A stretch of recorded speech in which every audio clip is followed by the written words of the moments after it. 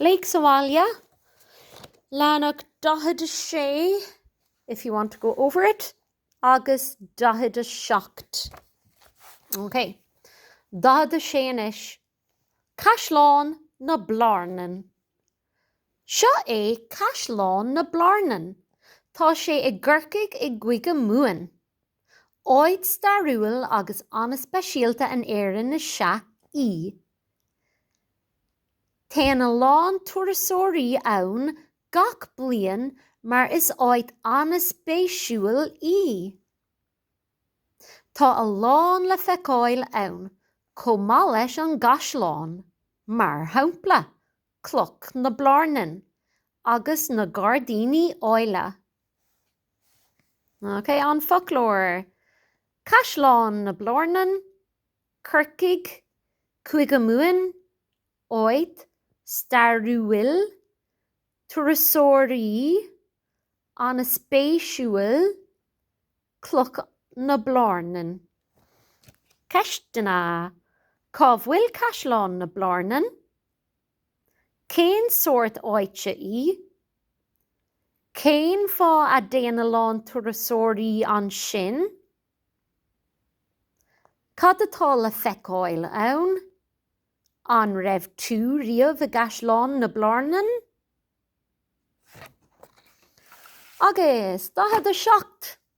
Céim na compráide. Mór, níos mó. Beag, níos lú. Sean, níos sinne. Óg, níos óige. Sios go dtí an folklór dúis to begin. Mór, níos mó.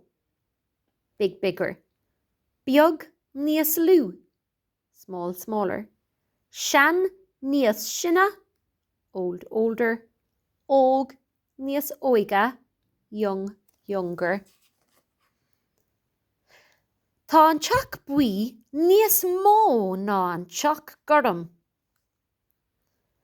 Tá an labba bhán darug níos lú ná an labba glas. Tá an cat níos lú ná an madra. Tá mamó níos sinne ná mami. Tá dadó níos sinne ná daddy. Tá mo grúthair níos óige ná mise. Tá mo grúthóir níos óige ná mo grúthair. Na ceistena. An bhfuil an teach buí níos mó ná an teach gurm.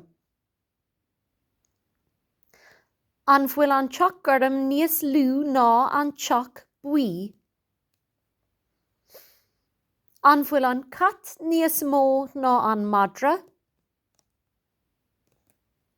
An bhfuil mamó níos sinne nó níos óige ná mami. An bhfuil dadó níos sinne nó níos óige ná daddy. And you can also say there níos sinne nú, níos óige. It's all accent dependent. Okay, slán libh.